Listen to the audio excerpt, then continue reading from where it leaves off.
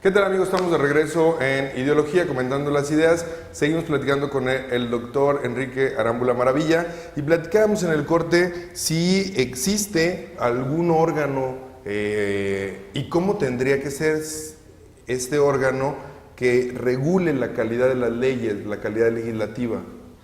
Sí, bueno, aunque hay órganos especializados al interior de los congresos, comisiones incluso que están encargadas de velar porque las leyes mantengan cierta congruencia con la Constitución y con otras leyes, tendría que hacerse un esfuerzo superior. Yo considero que habría que hacerse un esfuerzo superior porque también hay organismos, por ejemplo, organismos económicos y sociales donde hay participación y representación de cámaras, de sindicatos, diferentes entidades federativas.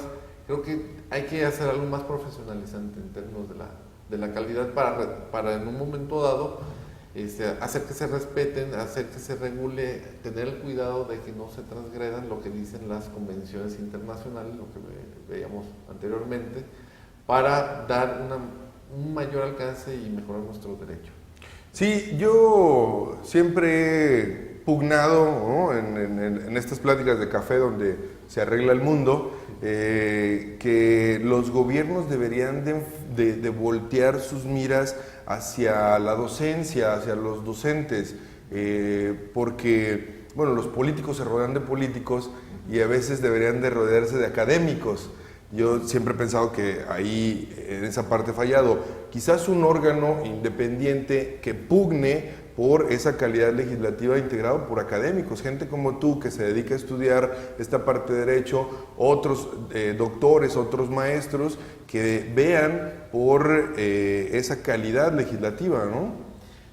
Podría hacerse un esfuerzo para constituir, por ejemplo, observatorios ciudadanos integrados principalmente por académicos y por personas que tuvieran la experiencia, es decir, que hubieran sido o ocupado algún cargo público, para que con esa vinculación entre lo que ya se sabe y lo que el deber ser, formar propuestas para modificar y perfeccionar nuestro derecho. Yo creo que será un esfuerzo loable, será un esfuerzo conveniente para nuestra sociedad.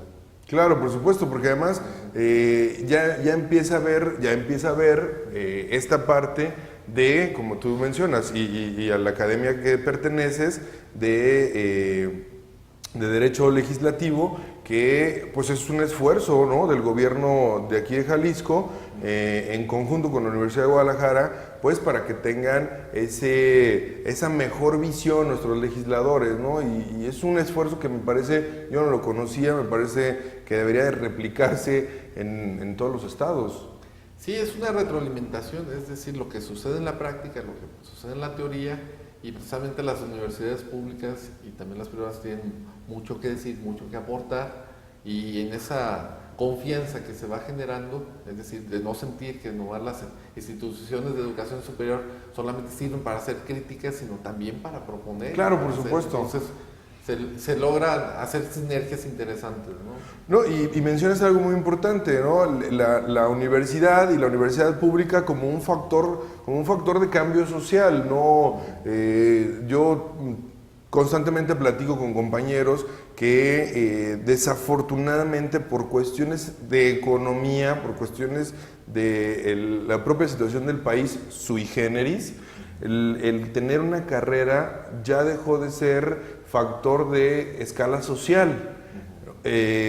Sin embargo, las universidades considero que deben de compenetrarse más con la sociedad como factor social de cambio. No como escala social, pero sí como factor social de cambio. En este caso, la Universidad de Guadalajara, además de que es mi universidad, mi alma mater, es una universidad que está comprometida con esa parte de ser un factor de cambio.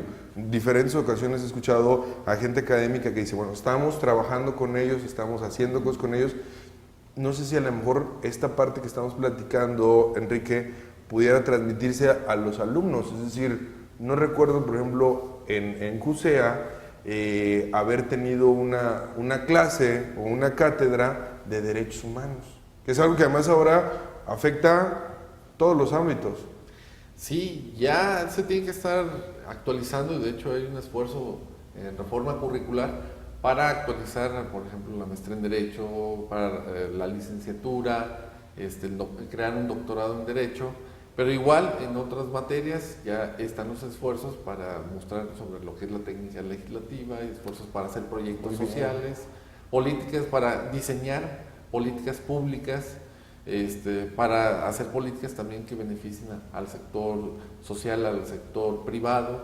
Entonces, para no perder esa vinculación, porque bueno, recordemos las tres funciones sustantivas de las universidades, pues es la docencia, la investigación y la difusión de la cultura, que esto también se ha analizado y se le ve como la extensión de la cultura y los servicios. Es decir, que las propias universidades sean ese factor de cambio a través de su servicio social, a través de proponer proyectos de mejora de diferentes sectores, prevenir problemas, participar con el sector público y sobre todo pues también ofrecer hasta servicios a la propia empresa como especie de consultoría en materia fiscal y en otros ámbitos, en ambiental, por ejemplo. Sí, qué bueno que las universidades, por supuesto que están atentas y por supuesto que es un gusto saber que la Universidad de Guadalajara está trabajando en esa parte de vincularse más con la sociedad.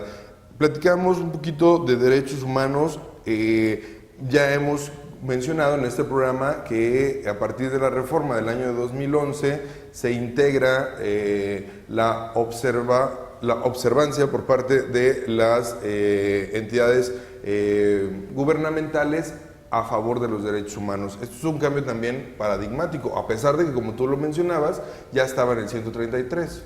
Sí, pero ya con esto logra su plena aplicabilidad precisamente por los juzgados, por los tribunales federales, incluso ya hasta por autoridades administrativas, ya lo consideran porque saben que los efectos que va a tener el no aplicarlo y pues nos permite visualizar pues que hay organismos más allá de la Suprema Corte de Justicia de la Nación, por ejemplo la Corte Interamericana de Derechos Humanos o la Corte Internacional Penal, que cualquier transgresión a esas disposiciones puede originar una sanción internacional. Entonces eso nos genera que estemos atentos, que estemos preocupados para también generar esa imagen civil, esa imagen de una población, una sociedad más preparada a través del respeto de este tipo de derechos. Y hay una resistencia natural, ¿no? Todavía de algunos funcionarios, todavía de algunas entidades de gobierno, a nivel estatal, a nivel municipal. Aquí acabamos de ver un conflicto ahí entre el Ayuntamiento de Zapopan y la Comisión Estatal de Derechos Humanos. Todavía hay una resistencia a la transparencia, a que se den las cosas con respeto a derechos humanos. Todavía hay un avance que hay que hacer ahí. Existe sí el avance, existe el discurso público. Ahora ese discurso público tenemos que hacerlo eficaz, ese discurso público que existe en diferentes documentos, en diferentes leyes, hasta en los planes estatales de desarrollo. Están previstos, pero lo más importante es no ser solamente declarativos, es algo que a veces se critica a nuestras culturas latinas, de ser excelentes planeadores, pero en ocasiones muy malos ejecutores. Entonces, ¿qué tenemos que hacer? Pues el esfuerzo diario y el esfuerzo de todos de prepararnos, pero a la vez coadyuvar y exigir que se cumplan, ¿no? Y si uno está del lado de la autoridad, pues precisamente cuidar en todo momento que los actos que se emitan se respeten los derechos humanos. Sí, es un derecho de los mexicanos tener leyes con calidad. Sí. ¿No? Sí. Desde ahí. Sí, así es. Sí, volvamos, por ejemplo, al principio de legalidad, ¿no? Está en el artículo 14 y 16 de la Constitución. ¿Qué nos lleva a eso? Bueno, que en un momento dado los gobernados estamos obligados a lo que nos digan las leyes. Sin embargo, en ocasiones hay ordenamientos de menor jerarquía, es decir, acuerdos circulares que se nos quieren hacer obligatorios. ¿Qué hacemos al respecto? Bueno, tenemos que revisar hasta qué grado esa circular, ese reglamento atiende a lo que estaba diciendo la ley respectiva, porque a veces caen en contradicción y lo que tenemos que estar obligados a cumplir es la ley, no el reglamento, ¿no? De policía y buen gobierno, por ejemplo, que obviamente va a implicar un comportamiento del ciudadano, pero sin extralimitarse, ¿no? Volvemos a la confusión de de términos al respecto, ¿no? ¿Qué encontramos? Bueno, en ocasiones a las disposiciones que emite el ayuntamiento le llaman reglamentos, y a las disposiciones que emite el Poder Ejecutivo local o federal le llaman también reglamentos. Entonces confunden al gobernado y dice, bueno, entonces no tengo que hacerle caso a los reglamentos municipales.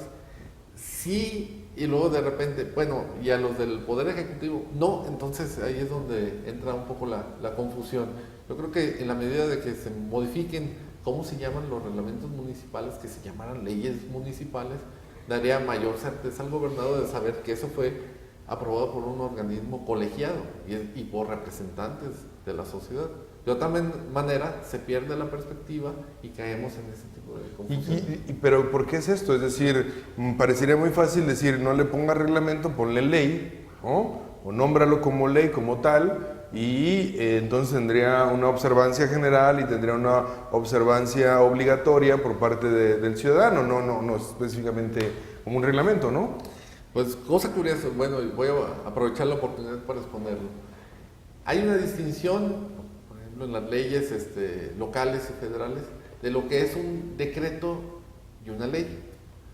Supongamos el decreto es para los particulares, con efectos muy acotados, y en cambio la ley dice que es una norma general que es aplicable para todos. Sin embargo, cuando se emite una ley, dice, bueno, este es un decreto que emite el Congreso, donde se expide la ley tal. Entonces dices, bueno, entonces ¿qué es? ¿Es ley o decreto? Entonces, hasta esas cuestiones tan elementales caemos, y eso es una falta de cuidado en lo que se está haciendo. Muy bien.